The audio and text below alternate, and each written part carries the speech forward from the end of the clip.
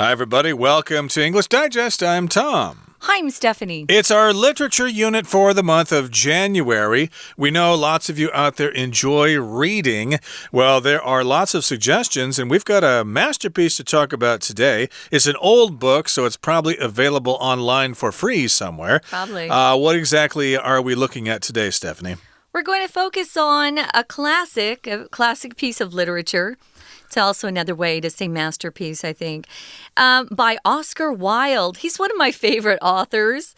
I especially like his plays for the stage.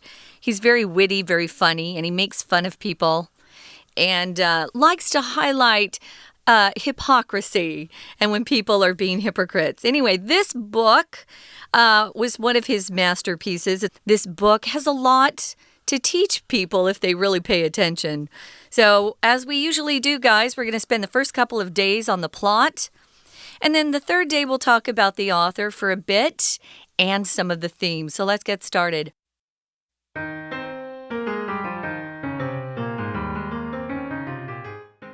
Basil Hallward is a gifted artist who has just completed a passion project. He's painted a portrait of a young man named Dorian Gray. Basil explains to his dear friend Lord Henry Wotton that he didn't select Dorian at random. He chose Dorian because he's the most handsome young man Basil has ever seen. Furthermore, Dorian is kind and innocent as he hasn't been spoiled by the world.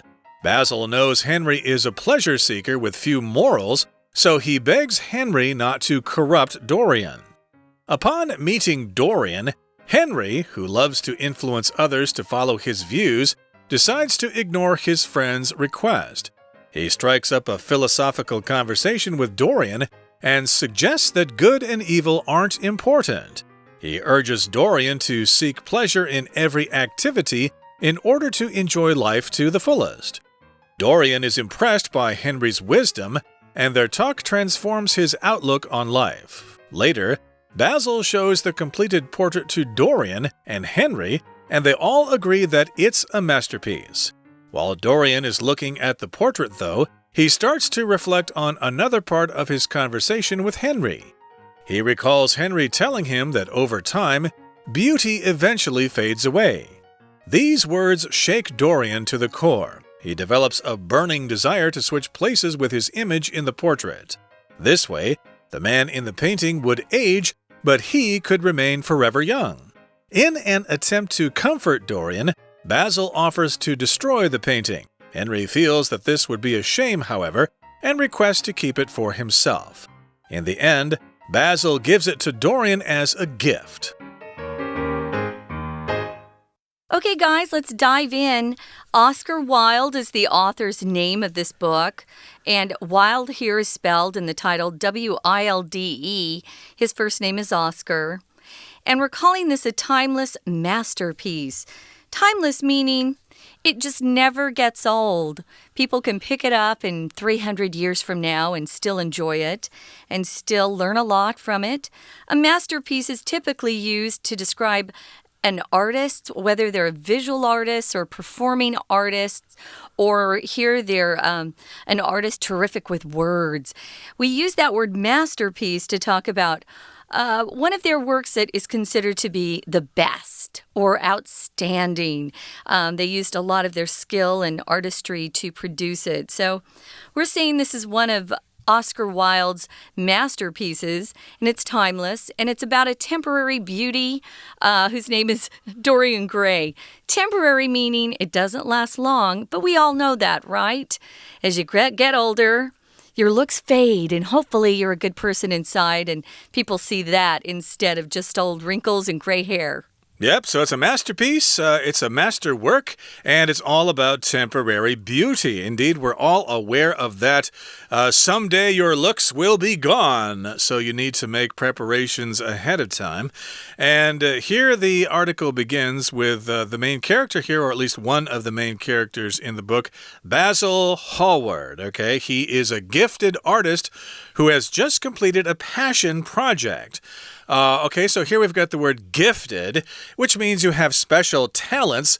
Sometimes we recognize gifted children, and then they get put in special schools because they're smarter, they learn things faster than other students. We call them gifted. And this particular artist is gifted. He's got a special skill. A lot of us can maybe draw stick figures and stuff like that, but hey, this guy is really good at painting art.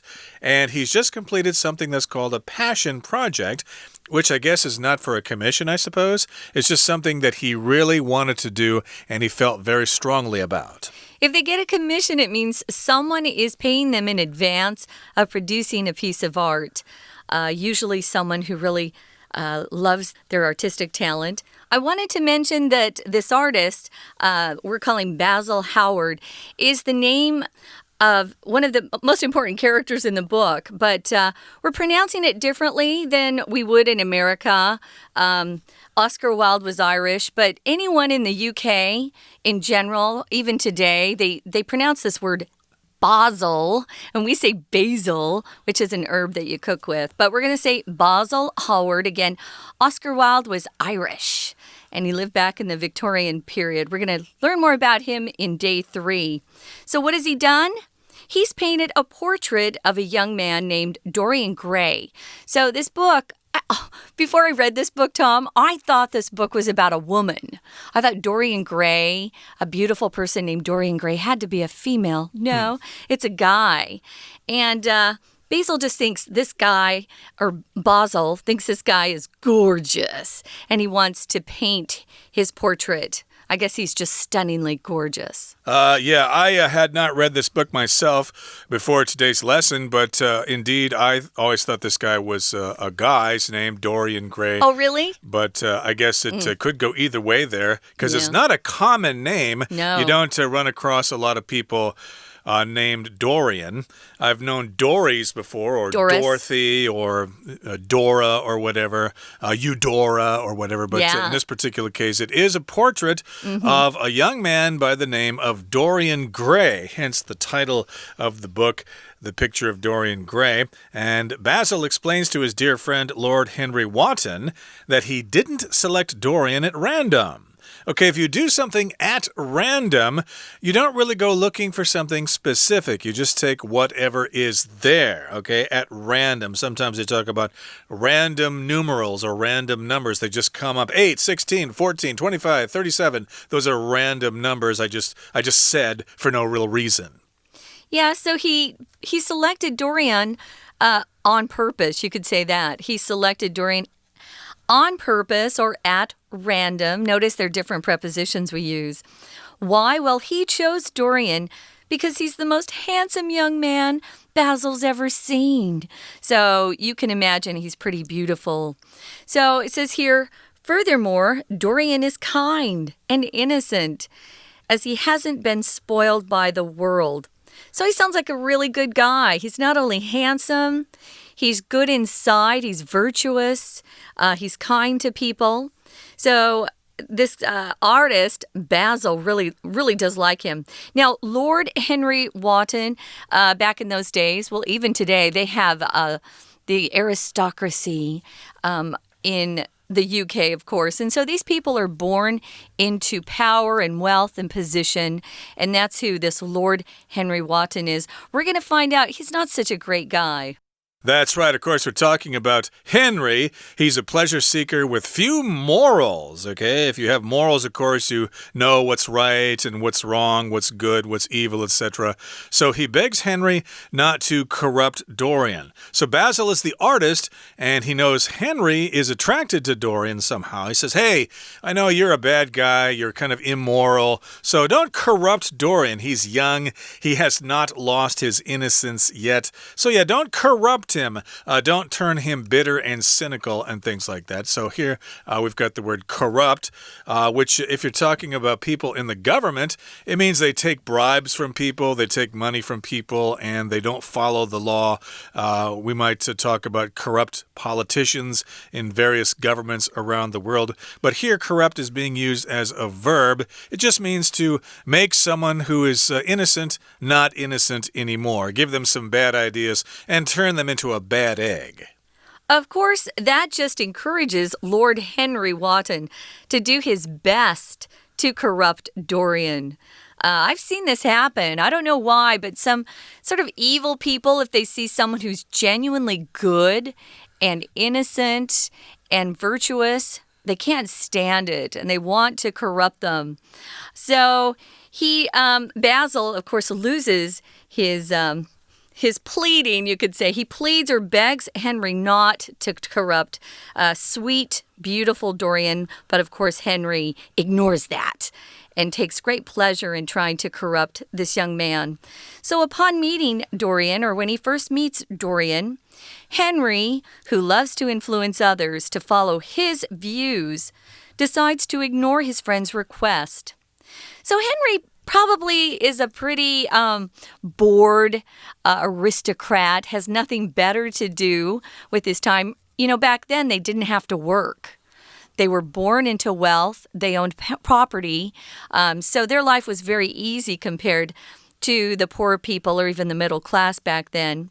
So his desire is to influence others or get others to see the world the way he sees it or to follow his views.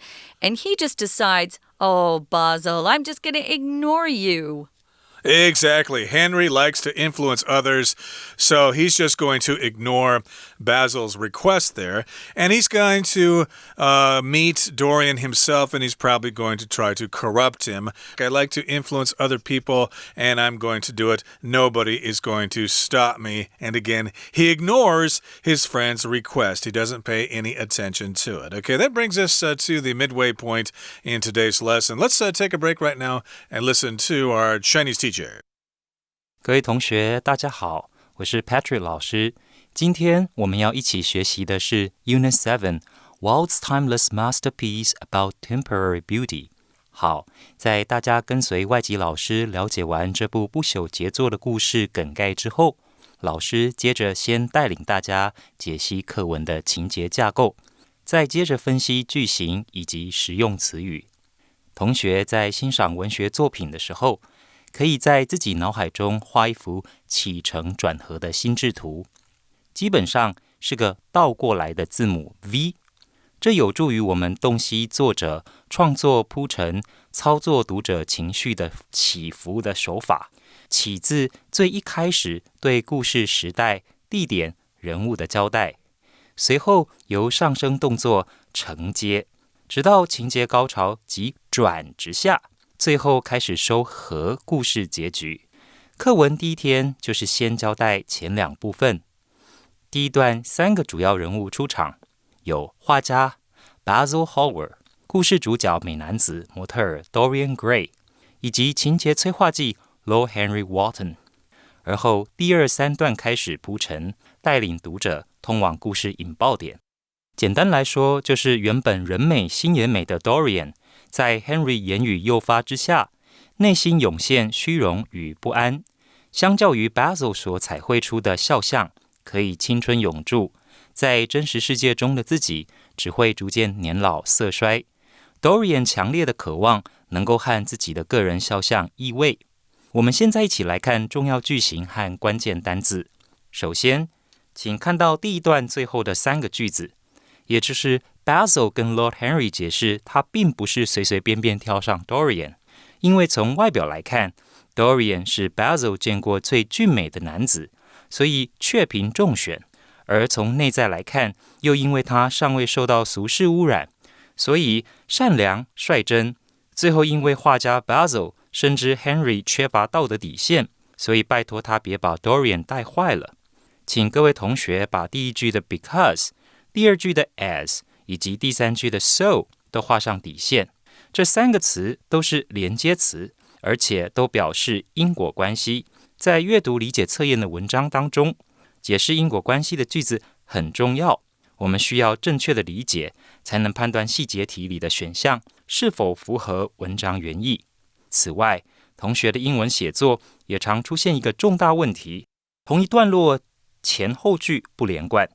如果能够正确运用因果关系的句子，不但能够发展出内容丰富的段落，而且段落中的文句也会显得前后连贯，脉络清晰。3个表明因果关系的句子，各自在句中用了不同的连接词 because、as、so 连接子句，而后彼此前后串联，显得活泼又有层次，值得大家学习仿效。We're going to take a quick break. Stay tuned. We'll be right back.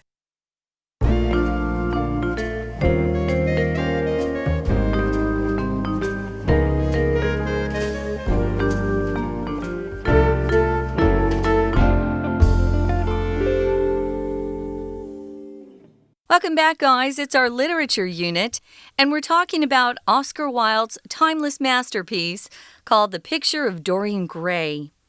Now, we learned that Dorian Gray was a very handsome young man, and he's about to have his portrait painted by someone named Basil Hallward, who's a really great artist.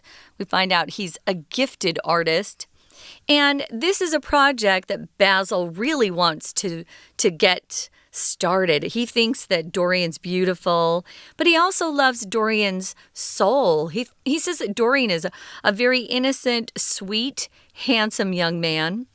Now, there's also a third character that we talked about, Lord Henry Wotton. He is a bad dude.We call him a black hat. He's not a good man. He's an aristocrat. He has too much time on his hands. And he hears about Dorian, and he thinks, oh, I wonder if I could corrupt this sweet, young, handsome boy. And that's what he sets about doing, actually. Henry, that is known as a pleasure seeker. He doesn't have to work.Aristocrats back then did not have to work. They had money the moment they were born. They were born into wealth, and they had a lot of land and usually a castle or two. Anyway, he has been just making himself happy up to this point. He's a pleasure seeker. He has very few morals, meaning he doesn't really recognize what's right and what's wrong. He thinks whatever makes me happy is what I'll do.Yep, he likes pleasure. He's a pleasure seeker, and he has few morals. He's kind of corrupt, I guess, and he wants to corrupt Dorian. At least that's what Basil begs Henry not to do. And again, Henry does meet Dorian, and of course, he ignores his friend's request, and he strikes up a philosophical conversation with Dorian. Okay, so Henry has met Dorian, the subject of the painting, and he strikes up a conversation. Here we've got the phrase to strike up.As a verb phrase, that means just to start things going, okay? We often use this with a conversation. If you want to meet somebody at a party and you think, hey, that person looks interesting, I'm going to go over there and strike up a conversation. Hello, how are you? My name is Tom. I'd like to meet you. What do you do? Where are you from? Stuff like that. That's striking up a conversation. You could also strike up the band. For example, if you're a band leader, hey, everybody, let's start playing this song. You can strike up the band, but here he strikes up a conversation that is a philosophical conversation. You might also strike up a friendship, a new friendship with your neighbors. So it's just to begin something. And like Tom said, we also use it to strike up the band, just meaning an orchestra or band will begin to play. It's actually a lyric.It's a line of lyrics from a famous song, Strike Up the Band. So, yeah, we're really familiar with that, but to strike up. Remember, it's not strike out, which is used in baseball. This is strike up. So he strikes up a philosophical conversation with Dorian and suggests that good and evil, they're not important. No, why worry about what's good and what's evil? Philosophical just means how people view life. Their life philosophy might include questions like,Yeah, what's life about? Why are we here? What are we supposed to do? What is the purpose of living on this earth anyway? That would be a philosophical sort of question you might ask yourself. So he starts telling Dorian, who's very innocent and pure, that you know what? Good and evil. Yeah, who's to say what's good and who's to say what's evil? Yep, they aren't important, so he urges Dorian to seek pleasure in every activity in order to enjoy life to the fullest. Yes, don't restrain yourself. Don't hold back. Have fun. And don't be moral. Don't worry about that kind of stuff because life is supposed to be fun. We're going to die someday, so hey, we might as well have fun while we're here. So yeah, get out there and enjoy every kind of pleasure that you can. Get the most out of life. Enjoy life to the fullest. Eat, drink, and be merry is what you'll often see. And it doesn't matter if you hurt other people while you're seeking your own pleasure. They don't matter. So later, Basil shows, after he's been working on his portrait, of course, he shows the completed portrait to Dorian and Henry. And they all agree, yes, it's a masterpiece. It's quite beautiful. Well, while Dorian is looking at the portrait, and we do call paintings portraits or paintings, but a portrait has to have a person's face in it. You know, it can't just be a scenic view of the beautiful countryside. A portrait has to have someone's face in the painting or the picture. Well, he's looking at the portrait, that is Dorian is, and he starts to reflect on another part of his conversation with Henry. To reflect means to think back on something that's already happened. So he's reflecting on or going back in his mind to something that Henry said to him previously. Exactly. So they did have some conversations there, and Dorian takes another look at the portrait, and he remembers something that Henry said. He reflects on that sort of thing. Maybe if you've done something bad to somebody else and you did not admit that you were wrong, later on you might reflect on yourself and realize, I guess I should not have said that to that other person. It was unnecessary. It caused harm to that other person. So yeah, maybe I better apologize. That means kind of looking back on yourself to, check yourself out. So he reflects on this conversation, or at least he remembers part of it, and he recalls, or he remembers Henry telling him that over time, beauty eventually fades away. I don't think Dorian wants to be reminded of that. Hey, I'm a handsome young man. All the girls want to be friends with me. So, hey, that's going to last forever, right? But Henry reminds him, hey, you're going to grow old.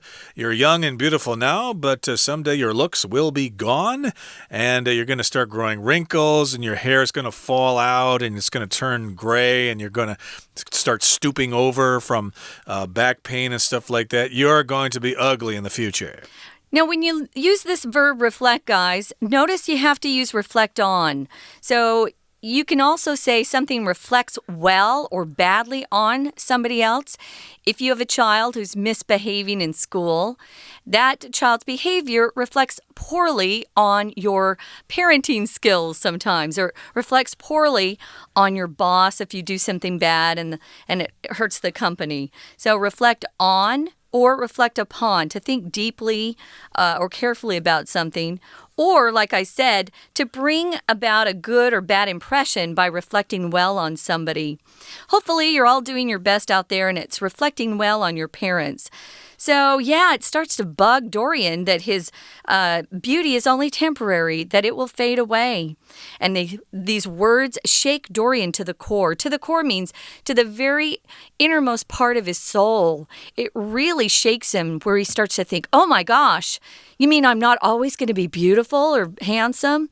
What is that going to do to my reputation or my ability to please other people around me? Yeah, the core just refers to the middle part of your body, but also the middle part of your spirit. To your soul. So, your soul, indeed, so you could be shaken to the core. If you're a really bad person, like Henry sounds like he is, you could be rotten to the core. Sure. Okay, you could be totally rotten, and you're just no good. You're up to no good. And so here, again, Dorian is shaken to the core, and he develops a burning desire to switch places with his image in the portrait. Gee, I wish I could just simply change places with the portrait there because, paintings, they kind of last for hundreds of years, okay? So I could actually be beautiful for hundreds of years if I were that person in the painting. So suddenly you see the plot becoming more supernatural. There's some magic or black magic involved here. He can't really switch places with his image in the portrait.